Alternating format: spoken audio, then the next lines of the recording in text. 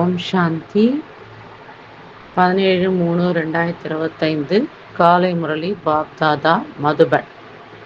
இன்றைய வாணி: இனிமையான குழந்தைகளே, படிப்புதான் வருமானமாகும். படிப்புதான் வருமானத்திற்கு ஆதாரமாகும். இந்த படிப்பின் மூலம் தான் நீங்கள் 21 பிறவிகளுக்கான பொக்கிஷங்களை சேமிக்க வேண்டும். கேள்வி: எந்த குழந்தைகளின் மீது குரு திசை இருக்கிறதோ அவர்களிடம் என்ன அடையாளம் தென்படும்? எந்த குழந்தைகளின் மீது குரு திசை இருக்கிறதோ அவர்களிடம் என்ன அடையாளம் தென்படும்? பதில்: அவர்களது முழுமையான கவனம் ஸ்ரீமத் மீது இருக்கும். அவர்களது முழுமையான கவனம் ஸ்ரீமத் மீது இருக்கும். படிப்பு நன்றாக படிப்பார்கள். ஒருபொழுதும் தோல்வியடைய மாட்டார்கள். ஸ்ரீமத்தை மீறுபவர்கள்தான் படிப்பில் தோல்வியடைவர். பிறகு அவர்கள் மீது ராகு திசை அமர்ந்து விடுகிறது. இப்பொழுது குழந்தைகளாகிய உங்கள் மீது விருட்சபதியாகிய தந்தையின் மூலம் குரு திசை அமர்ந்திருக்கிறது. பாடல்: இந்த இந்த பாவமான உலகிலிருந்து. பாடல்: இந்த பாவமான உலகிலிருந்து. ஓம் சாந்தி. இது பாவ ஆத்மாக்களின் கூக்குரல் ஆகும். நீங்கள் கூக்குரலிட வேண்டியதில்லை, ஏனெனில் நீங்கள் பாவனமாகிக் கொண்டிருக்கிறீர்கள். இது தாரணை செய்ய வேண்டிய விஷயமாகும். இது மிகப்பெரிய பொக்கிஷமாகும். எவ்வாறு லௌகீக படிப்பும் பொக்கிஷம் அல்லவா? லௌகீக படிப்பு பொக்கிஷம் இல்லையா? படிப்பின் மூலம் சரீர நிர்வாகம் நடைபெறுகிறது. பகவான் கற்பிக்கின்றார் என்பதை குழந்தைகள் அறிவீர்கள். இது மிகவும் உயர்ந்த வருமானமாகும், ஏனெனில் லட்சியம், குறிக்கோள் எதிரிலேயே இருக்கிறது. உண்மையிலும் உண்மையான சத்சங்கம் இது ஒன்றுதான். மற்ற அனைத்தும் பொய்யான சங்கங்களாகும்.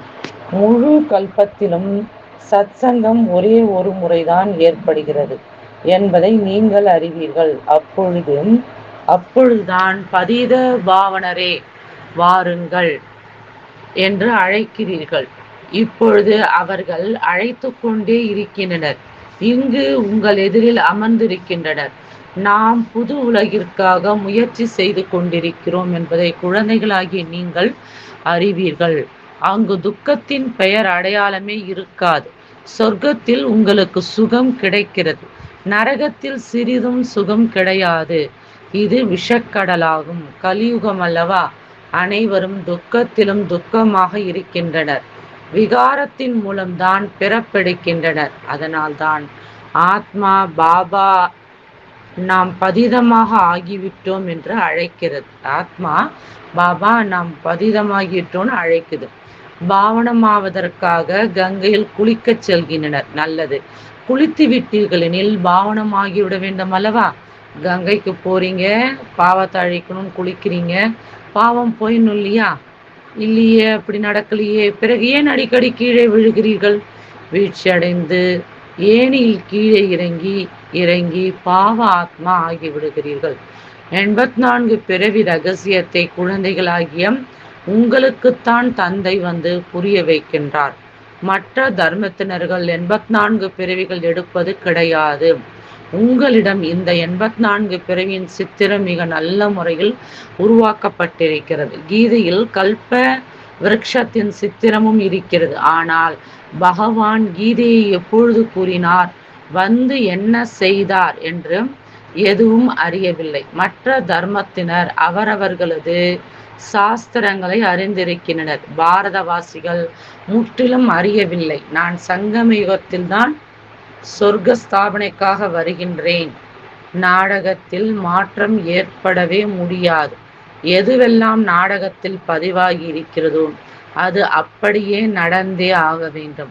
நடந்து முடிந்த பின்பு மாறிவிடும் என்பது கிடையாது. குழந்தைகளாகிய உங்களது புத்தியில் நாடகத்தின் சக்கரம் முழுமையாக பதிவாகியுள்ளது. இந்த 84 பிறவி சக்கரத்திலிருந்து நீங்கள் ஒருபொழுதும் விடுபட முடியாது. அதாவது இந்த உலகம் ஒருபொழுதும் அழிந்து விடாது. உலக சரித்திர பூகோளம் திரும்ப திரும்ப நடைபெற்று கொண்டே இருக்கும். இந்த 84 பிறவி சக்கரம் மிகவும் அவசியமானது. திருமூர்த்தி மற்றும் சக்கரம் முக்கிய சித்திரங்களாகும். சக்கரத்தில் தெளிவாக காண்பிக்கப்பட்டிருக்கிறது. ஒவ்வொரு யுகமும் 1250 ஆண்டுகளாகும். இது கண்ணில்லாத குருடர்களுக்கு ஒரு கண்ணாடியாக இருக்கிறது. 84 பிறவிகளுக்கான கண்ணாடியாகும். தந்தை குழந்தைகளாகிய உங்களது திசைகளை பற்றி வர்ணிக்கின்றார். தந்தை உங்களுக்கு எல்லையற்ற திசைகளை பற்றி கூறுகின்றார். இப்பொழுது குழந்தைகளாகிய உங்களிடம் அழிவற்ற குரு திசை அமர்ந்திருக்கிறது. பிறகு படிப்பும் ஆதாரமாக இருக்கிறது. சிலர் மீது குரு திசை, சிலரிடத்தில் சுக்கிர திசை, சிலரிடத்தில் ராகு திசை அமர்ந்திருக்கிறது. தோல்வி அடைந்து விட்டால் ராகு திசை என்றுதான் கூறுவர். இங்கும் அவ்வாறுதான் இருக்கிறது. ஸ்ரீமத் படி நடக்கவில்லை எனில் அழிவற்ற ராகு திசை அமர்ந்து விடுகிறது. அது அழிவற்ற குரு திசை. இது ராகு திசையாக ஆகிவிடுகிறது. குழந்தைகள் படிப்பின் மீது முழு கவனம் கொடுக்க வேண்டும். இதில் எந்த சாக்கு போக்கும் கூறக்கூடாது. சென்டர் தூரமாக இருக்கிறது, இப்படி இருக்கிறது, நடந்து செல்ல 6 மணி நேரமானாலும் சென்று விட வேண்டும். மனிதர்கள் யாத்திரைகளுக்கு செல்கின்றனர், எவ்வளவு ஏமாற்றம் அடைகின்றனர். முன்பு பலர் நடைபயணமாக சென்றனர், மாட்டு வண்டியிலும் சென்றனர். இது ஒரு ஊருக்கான விஷயம். இது தந்தையின் எவ்வளவு பெரிய பல்கலைக்கழகமாகும். இதில் நீங்கள் லக்ஷ்மி நாராயணாக ஆகிறீர்கள். இப்படிப்பட்ட உயர்ந்த படிப்பிற்கு தூரமாக இருக்கிறது அல்லது நேரம் இல்லை என்று யாராவது கூறினால் தந்தை என்ன கூறுவார்? இந்த குழந்தை தகுதி இல்லாதது. தந்தை உயர்ந்த நிலை ஏற்படுத்துவதற்காக வருகின்றார். இவர்கள் தன்னையே அழித்துக் கொள்கின்றனர். ஸ்ரீமத் கூறுகிறது, தூய்மை ஆகுங்கள், தெய்வீக குணங்களை தாரணை செய்யுங்கள். சேர்ந்திருந்தாலும் விகாரத்தில் செல்லக்கூடாது. இடையில் ஞானம் யோகம் என்ற அம்பு இருக்க வேண்டும். நாம் தூய்மையான உலகிற்கு எஜமானர்களாக ஆக வேண்டும். இப்பொழுது பதீத உலகிற்கு எஜமானர்களாக இருக்கிறீர்கள் அல்லவா? அந்த தேவதைகள் இரட்டை கிரீடதாரிகள் ஆவர். அரைக்கல்பத்திற்கு பிறகு ஒளி கிரீடம் மறைந்து விடுகிறது. இந்த நேரத்தில் ஒளி கிரீடம் யாரிடத்திலும் கிடையாது. தர்மஸ்தாபகரிடத்தில் இருக்கலாம். ஏனெனில் அந்த தூய்மையான ஆத்மாக்கள் சரீரத்தில் வந்து பிரவேசிக்கிறது. இதே பாரதத்தில் தான் இரட்டை கிரீடம் உடையவர்களும் இருந்தனர், ஒரு கிரீடம் உடையவர்களும் இருந்தனர். இதுவரையும் கூட ஒற்றை கிரீடம் உடையவர்கள் இரட்டை கிரீடம் உடையவர்களின் முன் தலைவணங்குகின்றனர். ஏனெனில் அவர்கள் தூய்மையான மகாராஜா மகாராணி ஆவர். மகாராஜா என்றால் ராஜாக்களை விட உயர்ந்தவர்கள் ஆவர். அவர்களிடத்தில் அதிகமான நிலங்களும் இருந்தன. சபைகளிலும் மகாராஜாக்கள் முன் வரிசையிலும் ராஜாக்கள் பின் வரிசையிலும் வரிசை கிரமமாக அமருவர். நியமபூர்வமாக அவர்களது அரச சபை கூடும். இதுவும் ஈஸ்வரிய சபையாகும். இது இந்திர சபை என்றும் பாடப்படுகிறது. நீங்கள் ஞானத்தின் மூலம் பரிகளாக ஆகிறீர்கள். மிக அழகாக இருப்பவர்கள் தேவதைகள் என்று கூறப்படுவர் அல்லவா? ராதை கிருஷ்ணர் இயற்கையான அழகுடன் இருப்பர். அதனால்தான் அழகானவர்கள் என்று கூறப்படுகின்றனர். பிறகு எப்பொழுது காமச்சிதையில் அமர்கிறார்களோ அப்பொழுது விதவிதமான பெயர்களில் கருப்பாக ஆகிவிடுகின்றனர். இந்த விஷயங்கள் எந்த சாஸ்திரங்களிலும் கிடையாது. ஞானம், பக்தி மற்றும் வைராக்கியம் 3 விஷயங்கள் உள்ளன. ஞானம் உயர்ந்ததிலும் உயர்ந்தது ஆகும். இப்பொழுது நீங்கள் ஞானத்தை பிராப்தியாக அடைந்து கொண்டிருக்கிறீர்கள். உங்களுக்கு பக்தியின் மீது வைராகியம் ஏற்பட்டிருக்கிறது. இந்த முழு தமோ பிரதான உலகமும் இப்பொழுது அழிந்து போக இருக்கிறது. இதன் மீது வைராகியம் ஏற்படுகிறது. எப்பொழுது புது கட்டிடம் கட்டப்படுகிறதோ அப்பொழுது பழையதின் மீது வைராகியம் ஏற்பட்டுவிடும் அல்லவா? அது எல்லைக்குட்பட்ட விஷயம். இது எல்லையற்ற விஷயமாகும். இப்பொழுது புத்தி புது உலகின் பக்கம் இருக்கிறது. இது பழைய உலகம், நரகம், சத்யுகம், திரேதாயுகம், சிவாலயம் என்று கூறப்படுகிறது. சிவபாபாவினால் ஸ்தாபனை செய்யப்பட்டது அல்லவா. இப்பொழுது இந்த வைஷாலயத்தின் மீது உங்களுக்கு கோபம் வருகிறது. சிலருக்கு கோபம் வருவது கிடையாது. திருமணத்தில் வீண் செலவு செய்து பள்ளத்தில் தள்ள விரும்புகின்றனர். அனைத்து மனிதர்களும் விகார நதியில் இருக்கின்றனர். அசுத்தத்தில் விழுந்து கிடக்கின்றனர். ஒருவருக்கொருவர் துக்கம் கொடுக்கின்றனர். அமிர்தத்தை விடுத்து விஷம் ஏன் எடுத்துக் கொள்கிறீர்கள் என்றும் பாடப்படுகிறது. எதுவெல்லாம் கூறுகிறார்களோ அதன் பொருள் புரிந்து கொள்வது கிடையாது. குழந்தைகளாகிய உங்களிலும் வரிசை கிரமமாக இருக்கிறீர்கள். புத்திசாலி ஆசிரியர் பார்த்தவுடனேயே புரிந்து கொள்வார்.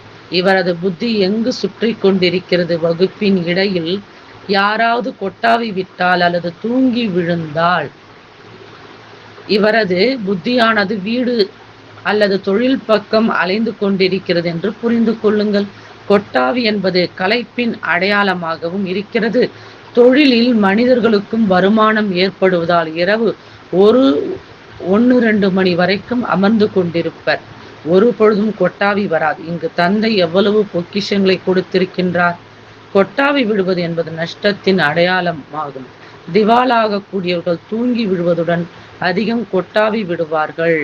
உங்களுக்கு பொக்கிஷத்திற்கு பின் பொக்கிஷம் கிடைத்து கொண்டிருக்கிறதெனில் எவ்வளவு கவனத்துடன் இருக்க வேண்டும். படிக்கின்ற நேரத்தில் யாராவது கொட்டாவி விட்டால் புத்திசாலி ஆசிரியர் புரிந்து கொள்வார். இவரது புத்தி யோகம் வேறு பக்கம் அலைந்து கொண்டிருக்கிறது. இங்கு அமர்ந்திருக்கும் பொழுது வீட்டின் நினைவு வரும், குழந்தைகளின் நினைவு வரும். இங்கு நீங்கள் பட்டியில் இருக்க வேண்டும்.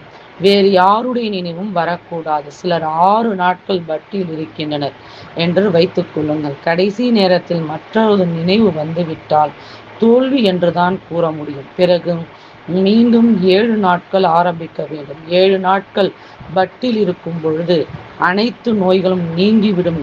நீங்கள் அரை கல்பத்திற்கு மகான் நோயாளிகளாக இருக்கிறீர்கள். அமர்ந்திருக்கும் பொழுதே அகால மரணம் ஏற்பட்டு விடுகிறது. சத்தியுகத்தில் ஒரு பொழுதும் இவ்வாறு ஏற்படாது. இங்கு ஏதாவது வியாதிகள் அவசியம் ஏற்பட்டு கொண்டே இருக்கிறது. இறங்கும் நேரத்தில் வியாதியினால் கதறுகின்றனர். சொர்க்கத்தில் சிறிதும் துக்கம் இருக்காது. அங்கு சரியான நேரத்தில் இப்பொழுது நேரம் முடிவடைந்து விட்டது. நான் இந்த சரீரத்தை விடுத்து குழந்தையாக ஆக வேண்டும் என்பதை புரிந்து கொள்வர். இங்கும் உங்களுக்கு சாட்சாத்காரம் ஏற்படும். இவ்வாறு ஆவேன். இவ்வாறு பலருக்கு சாட்சாத்காரம் ஏற்படுகிறது. ஞானத்தின் மூலமாகவும் அறிந்து கொள்கிறீர்கள். நாம் யாசிப்பவரிலிருந்து இளவரசராக ஆகிக் கொண்டிருக்கிறோம். இந்த ராதை கிருஷ்ணர் ஆவதுதான் நமது லட்சியம் மற்றும் குறிக்கோளாகும். லக்ஷ்மி நாராயணன் கிடையாது, ராதை கிருஷ்ணர் ஆவதாகும். ஏனெனில்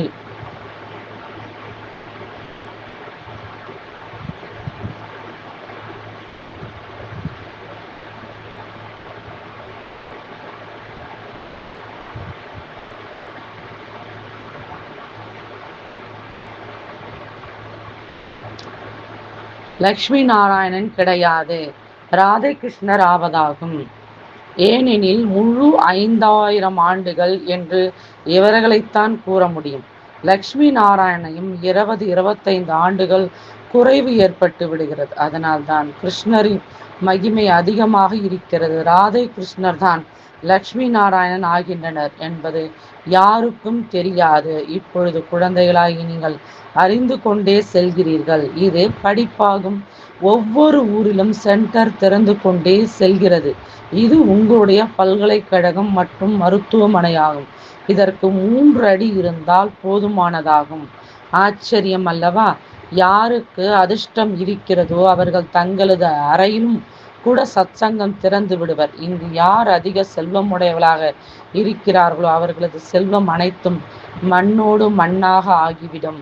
நீங்கள் எதிர்கால 21 பிறவிகளுக்காக தந்தையிடமிருந்து ஆஸ்தி அடைந்து கொண்டிருக்கிறீர்கள். தந்தை சுயம் கூறுகின்றார், நீங்கள் இந்த பழைய உலகை பார்த்தாலும் புத்தியின் தொடர்பை அங்கு செலுத்துங்கள். காரியம் செய்தாலும் பயிற்சி செய்யுங்கள். ஒவ்வொரு விஷயத்தையும் பார்க்க வேண்டி இருக்கிறது அல்லவா? நீங்கள் இப்பொழுது பயிற்சி செய்து கொண்டிருக்கிறீர்கள். சாது சதா தூய காரியங்களை மட்டுமே செய்யுங்கள். சதா தூய காரியங்களை மட்டுமே செய்யுங்கள்.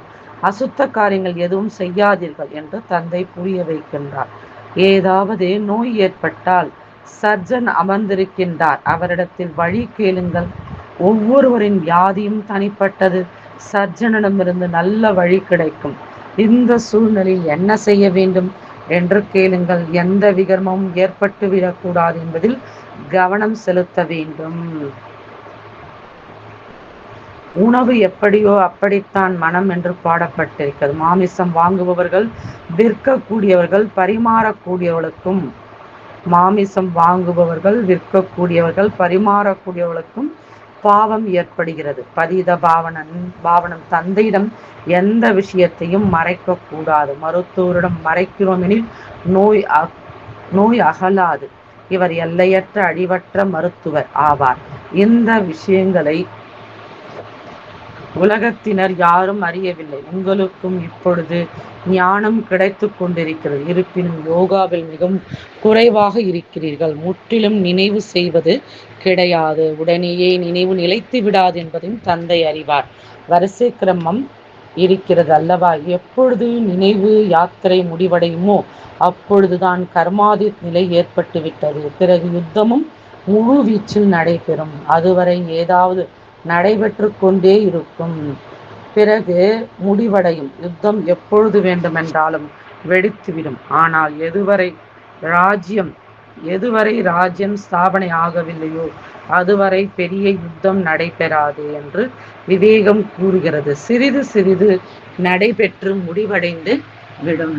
ராஜ்யம் ஸ்தாபனை ஆகி கொண்டிருக்கிறது என்பதை யாரும் அறியவில்லை. சதோ பிரதானம் சதோ ரஜோ தமோ புத்தி இருக்கிறது அல்லவா? உங்களிலும் சதோ பிரதான புத்தியுடையவர்கள் மிகவும் நல்ல முறையில் நினைவு செய்து கொண்டே இருப்பர். இப்பொழுது பிராமணர்கள் லட்சக்கணக்கில் உருவாகின்றனர். ஆனால் அதிலும் நேரடி குழந்தை மற்றும் மாற்றாந்தாய் குழந்தைகள் இருக்கின்றன. நேரடி குழந்தைகள் நன்றாக சேவை செய்வர், தாய் தந்தையின் வழிப்படி நடப்பர். மாற்றாந்தாய் குழந்தைகள் ராவணனின் வழிப்படி நடப்பர். சிலர் ராவணனின் வழிப்படி, சிலர் ராமரின் வழிப்படி நொண்டிக் கொண்டே நடப்பர்.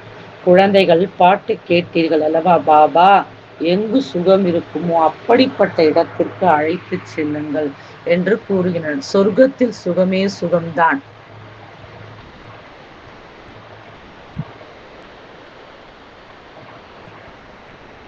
இருக்கும். சொர்க்கத்தில் சுகமே சுகம்தான் இருக்கும்.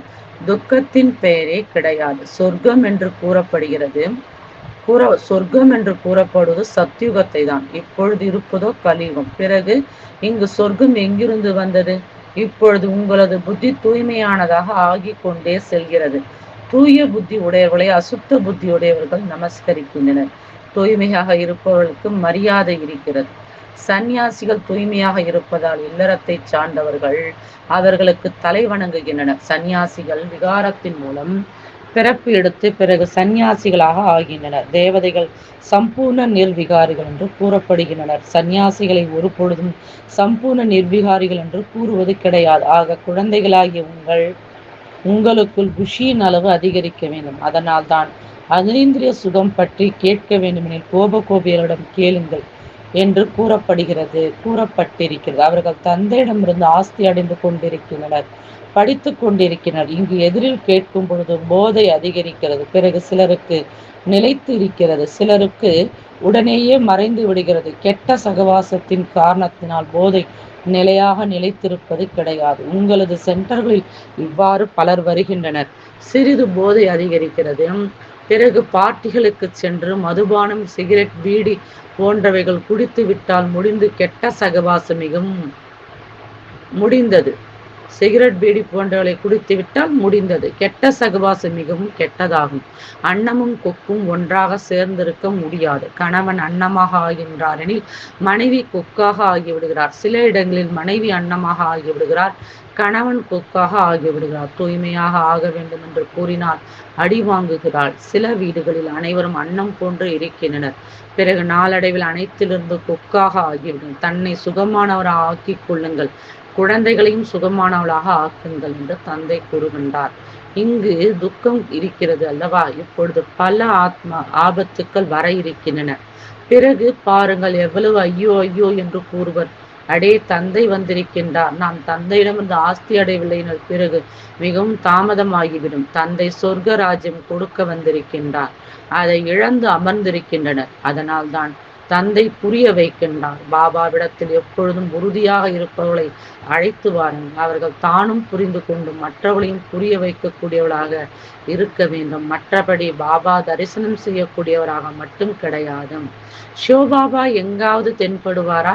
தனது ஆத்மாவை பார்த்திருக்கிறீர்களா? என்ன அறிந்து கொண்டிருக்கிறீர்கள், அவ்வளவுதான். அவ்வாறு பரமாத்மாவையும் அறிந்து கொள்ள வேண்டும். தெய்வீக திருஷ்டியின்றி அவரை யாரும் பார்க்க முடியாது. தெய்வீக திருஷ்டியின் மூலம் இப்பொழுது நீங்கள் சத்தியுகத்தை பார்க்கிறீர்கள். பிறகு அங்கு நடைமுறையில் செல்ல வேண்டும். எப்பொழுது குழந்தைகளாகி நீங்கள் கர்மாதீத் நிலை அடைவீர்களோ அப்பொழுதுதான் கலியுகம் விநாசமாகும். நல்லது. இனிமேலும் இனிமையான தேடி கண்டெடுக்கப்பட்ட செல்ல குழந்தைகளுக்கு தாயும் தந்தையுமான பாப்தாதாவின் அன்பு நினைவுகள் மற்றும் காலை வணக்கம். ஆன்மீக குழந்தைகளுக்கு ஆன்மீக தந்தை நமஸ்தே. ஆன்மீக தந்தைக்கு ஆன்மீக குழந்தைகளின் அன்பு நினைவுகளும் நமஸ்காரம். தாரணைக்கான முக்கிய சார். ஃபர்ஸ்ட் பாயிண்ட், இந்த பழைய உலகை பார்த்தாலும் புத்தியோகம் தந்தை மற்றும் புது உலகின் பக்கம் ஈடுபட்டிருக்க வேண்டும். கர்மேந்திரியங்களின் மூலம் எந்த பாவ கர்மமும் ஏற்பட்டு விடக்கூடாது என்பதில் கவனமாக இருக்க வேண்டும். எப்பொழுதும் நல்ல காரியம் மட்டுமே செய்ய வேண்டும். உள்ளுக்குள் ஏதாவது நோய் இருந்தால் மருத்துவரிடம் கூறி ஆலோசனை பெற்றுக் கொள்ள வேண்டும். 2, கெட்ட சகவாசம் மிகவும் கெட்டது. இதிலிருந்து தன்னை மிக மிக பாதுகாப்பாக வைத்துக் கொள்ள வேண்டும். தன்னை மற்றும் குடும்பத்தை சுகமானதாக ஆக்கிக் கொள்ள வேண்டும். படிப்பதற்கு ஒரு பொழுதும் சாக்கு போக்கு கூறக்கூடாது. வரதானம், உயர்ந்த பாவனையின் ஆதாரத்தால் அனைவருக்கும் சாந்தி சக்தியின் கதிர்களை வழங்கும் விஸ்வ கல்யாணக்காரி ஆகுக. உயர்ந்த பாவனையின் ஆதாரத்தால் அனைவருக்கும் சாந்தி சக்தியின் கதிர்களை வழங்கும் விஸ்வ கல்யாணக்காரி ஆகுக. தந்தையின் எண்ணம், சொல், பார்வையிலும் எப்போதுமே நன்மை செய்யும் பாவனையும் நல் விருப்பமுமே இருப்பது போலவே குழந்தைகள் எண்ணத்திலும் உலக நன்மைக்கான பாவனையும் நல் விருப்பமுமே நிரம்பியிருக்க வேண்டும். எந்த ஒரு செயல் செய்யும் பொழுதும் உலக ஆத்மாக்கள் அனைவரும் கண்ணில் தென்பட வேண்டும். மாஸ்டர் ஞான சூரியனாகி சுப பாவனை மற்றும் உயர்ந்த நல் விருப்பத்தின் ஆதாரத்தில் சாந்தி சக்தியின் கதிர்களை வழங்கி கொண்டே இருங்கள். அப்போதே விஸ்வ கல்யாணக்காரி ஆவீர்கள். ஆனால் இதற்காக அனைத்து பந்தனத்திலும் விடுபட்டு சுதந்திரமாகுங்கள். ஸ்லோகன், நான் மற்றும் எனது, இதுவே தேக அபிமானத்தின் வாசல். இப்போது இந்த வாசலை மூடிவிடுங்கள். நான் மற்றும் எனது, இதுவே தேக அபிமானத்தின் வாசல். இப்போது இந்த வாசலை மூடிவிடுங்கள். அச்சா. ஓம் சாந்தி.